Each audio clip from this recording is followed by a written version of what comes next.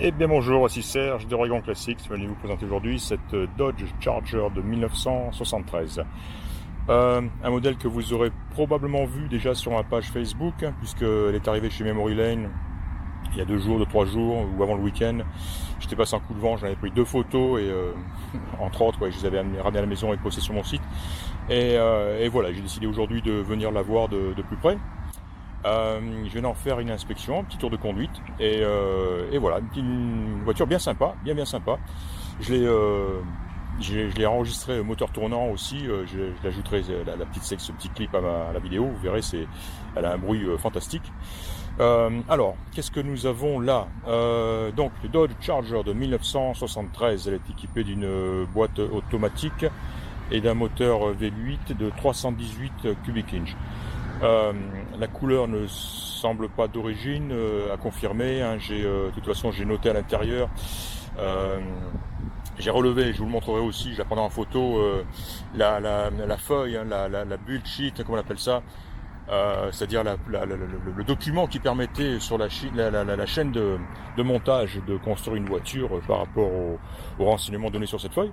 La couleur de la voiture correspondait au code J04 ou J05, je crois. Quand je rentrerai à la maison, je vérifierai, je décoderai. Mais je doute que ce soit une peinture, une couleur d'origine, hein. Cette peinture elle est métallisée, une belle peinture métallisée. J'ai noté un tout petit défaut là, que j'avais pas vu tout à l'heure. Petite bosse ici, là, au niveau de mon doigt, là, légèrement sur mon doigt.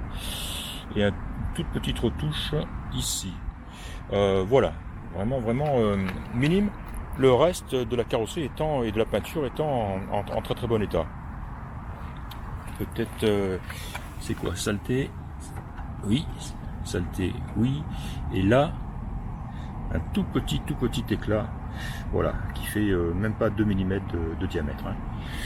Voilà, alors la voiture est équipée d'un toit en vinyle et le propriétaire a décidé de le faire enlever et a décidé de repeindre le toit en noir, un noir satiné un petit peu.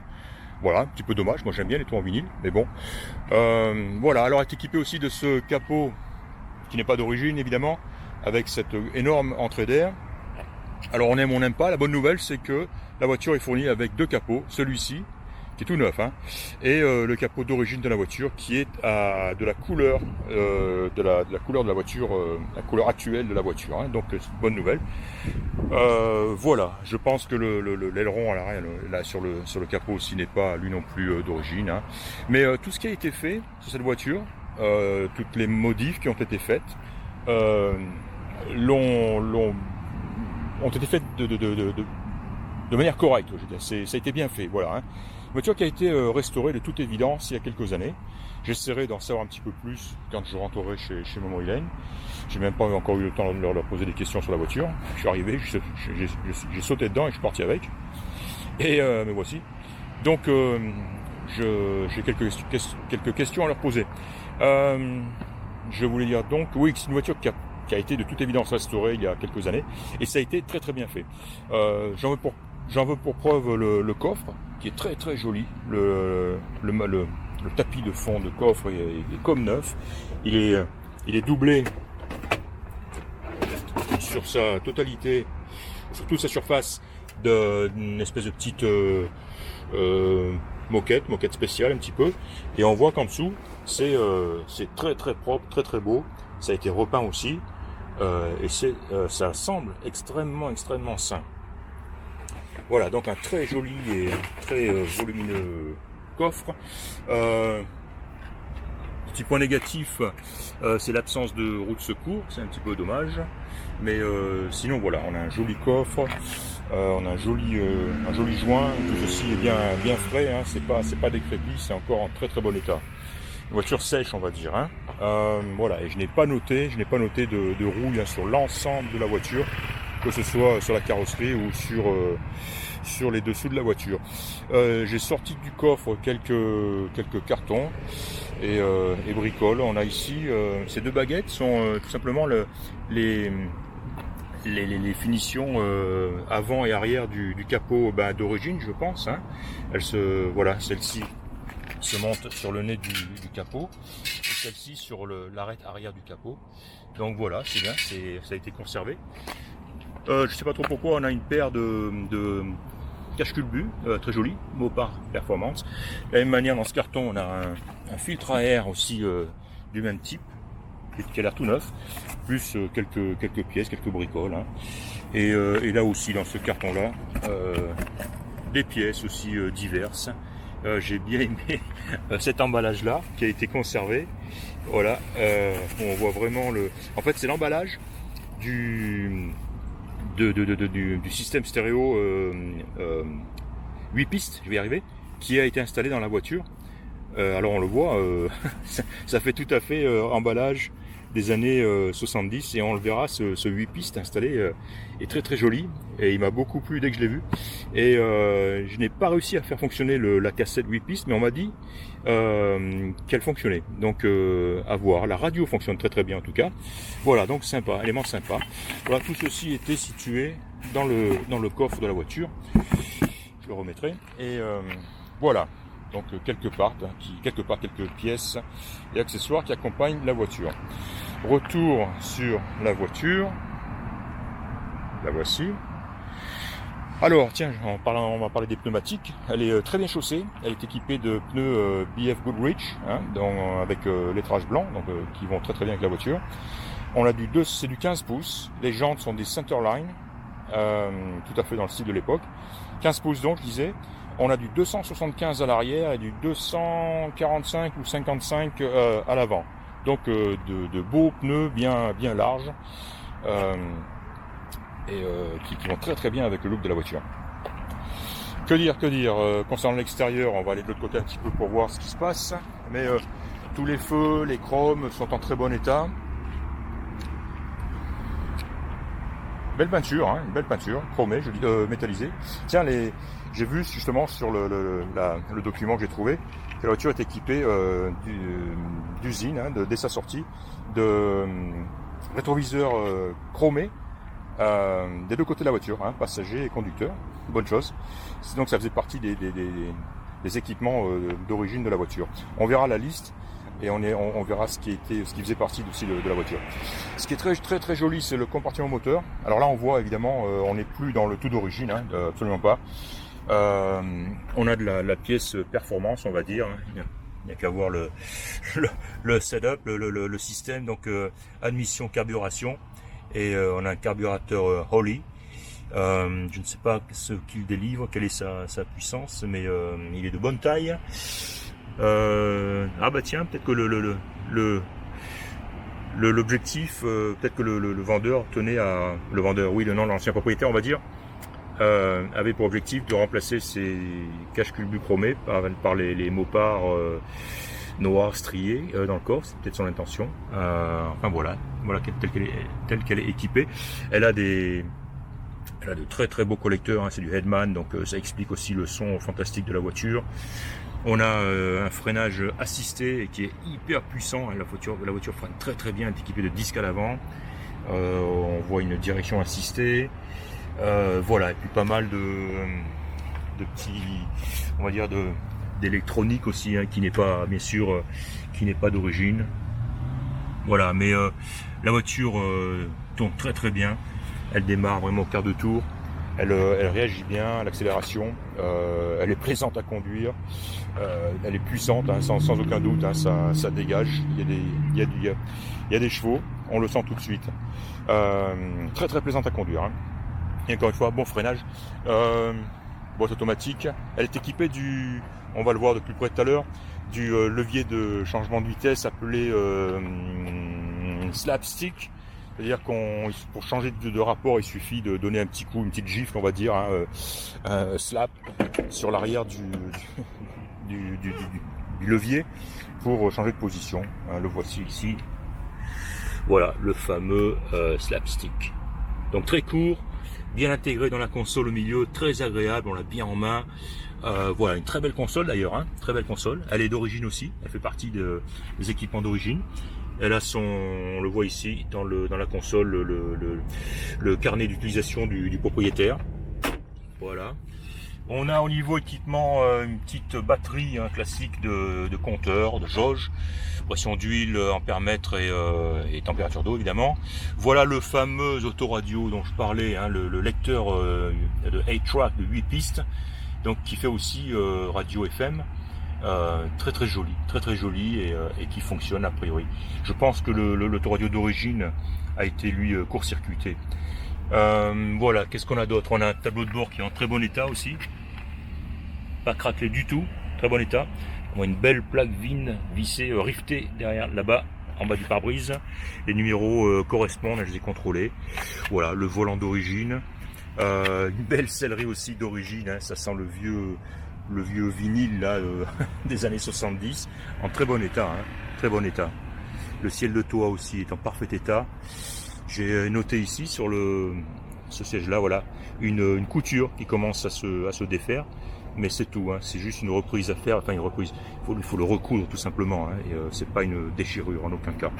Elle est équipée de ceinture de sécurité, on a la ceinture de lap belt, hein, la ceinture basse on va dire, et elle a aussi l'option ceinture haute, qui sont voilà, affichées là-haut. Est-ce qu'on les voit? Non, elles sont ici, voilà, fixées en haut. Donc comme je le disais, un joli ciel de toit, une belle sellerie, pare-soleil, rétroviseur, donc tout ceci est beau, clair, en bon état. Donc de toute évidence un bel intérieur. Alors j'ai regardé les dessous aussi de la voiture et ça me paraît très propre. Une énorme double ligne d'échappement évidemment. Le dessous a été traité avec un traitement anti-corrosion qui est pas c'est pas très épais, hein, ça a été bien fait, hein. C'est vraiment une bonne protection. La moquette ici est en très bon état, elle est très belle moquette noire. Voilà, les panneaux de porte sont aussi très jolis. On a une étiquette ici aussi, pareil, hein, qui reprend le numéro VIN de la voiture, ainsi que son année de fabrication, janvier 73, on le voit, et ainsi que les éléments relatifs au poids total, poids roulant, etc. Voilà, alors, maintenant, parlons un petit peu comme toujours, de ce qui ne fonctionne pas. Hein, puisque c'est toujours le cas, même après plus de 10 ans d'expérience, chaque fois que je vais voir une voiture, c'est avec la plus grande excitation, et je m'attends toujours à voir une voiture impeccable, et c'est jamais le cas. Bon, malgré ça, l'espoir subsiste. Alors celle-ci, elle est comme les autres, hein, une très belle voiture, c'est une très bonne voiture, sans aucun doute, mais elle a son petit lot de défauts, on va dire, hein. Et bon, essentiellement c'est des accessoires qui ne fonctionnent pas, hein, tout simplement, en commençant ici par les essuie-glaces. Alors déjà il en manque un, parce que ça a été voulu, c'est possible, hein. Attention, les gens d'ici généralement enlèvent carrément les systèmes d'essuie-glaces. C'est nul, je sais, mais c'est comme ça, parce que bon, c'est des gens qui savent que bon, ils sortiront leur voiture que par très beau temps, hein. De toute façon, c'est une philosophie qui se respecte. Bon, celle-ci a un essuie-glace, et par contre, le petit axe sur lequel est monté l'essuie-glace ne tourne pas, les deux d'ailleurs, hein, celui ici en bas et celui du milieu là-bas, ne tourne pas lorsque je mets les essuie-glaces en place, en marche. En revanche, quand je les mets en marche, on entend le moteur tourner. Donc un problème de tringlerie donc entre le moteur et l'axe d'essuie-glace lui-même. Voilà, c'est une chose. Donc deuxième chose, un peu plus gênante, c'est le système de ventilation chauffage. La voiture est équipée d'origine aussi, c'est sur le document d'origine, de la climatisation. Seulement, à l'heure actuelle, on n'a ni ventilation, ni chauffage. En fait, on n'a pas d'air qui sort des différentes buses, hein. Donc voilà, le système de ventilation chauffage à revoir. Qu'est-ce que j'ai trouvé aussi? Le klaxon, qui je pense se situe au volant, mais que je n'ai pas réussi à actionner. Donc on n'a pas de klaxon.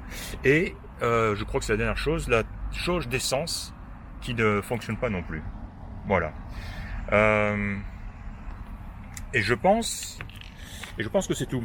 Alors, encore une fois, hein, c'est regrettable évidemment. c'est bien sûr reflété dans le prix de la voiture, mais c'est vraiment concentré au niveau des accessoires, équipements annexes, on va dire, de conduite, hein, même s'ils sont indispensables. Parce que ce que je veux dire, c'est pas qu'on peut s'en passer. Ce que je veux dire, c'est que voilà, c'est le même type un petit peu de problème de panne. Et tout ce qu'il faudrait, c'est un gars suffisamment calé pour justement adresser tout ça, quoi. Hein, ce qui est loin d'être impossible ou un problème majeur pour un spécialiste. De toute façon, cette voiture est appelée à aller jusqu'au garage Joliet, hein, jusqu'à chez Cédric, mon partenaire. Il traitera ses problèmes de toute évidence, hein, de manière à ce que la voiture soit parfaite. Évidemment, ça va engendrer un petit peu de travail qui fera que le prix de la voiture va sensiblement, légèrement augmenter. Ça va de soi, c'est logique, mais voilà, faut le savoir. Voilà, et je pense maintenant avoir tout dit sur cette voiture, couvert tous les défauts, et j'espère avoir mis en évidence ses qualités, qui de loin surpassent les défauts, hein, puisque on a quand même une voiture. Cette restauration a été bien faite, je le redis, ce qui veut dire que la personne qui l'a fait faire, a quand même dépensé pas mal d'argent. Il n'a pas regardé la dépense. On voit que ça a été très très bien fait. Ça, c'est important, hein. C'est important. Voilà. Bon, dernière petite chose, si vous voulez, avant de terminer, une petite séquence son. On va la mettre en marche. Voilà. Alors.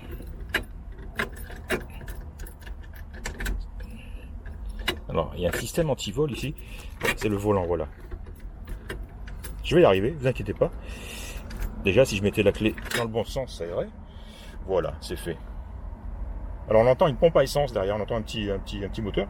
C'est la pompe à essence qui est située à l'arrière de la voiture. Et alors, on y va. Voilà, alors je n'ai pas appuyé sur l'accélérateur. Elle a démarré impeccable. Et elle a ce joli son bien à un contour, faut le signaler aussi. Elle a un bruit fantastique. Et je vous garantis que les têtes se tournent à son passage.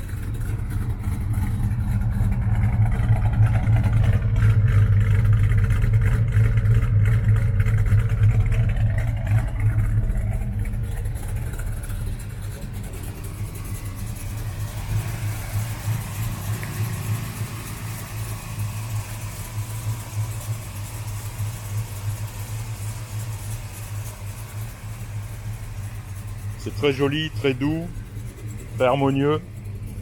Voilà, ça c'est une chouette voiture, hein. Tiens, on va l'accélérer un petit peu.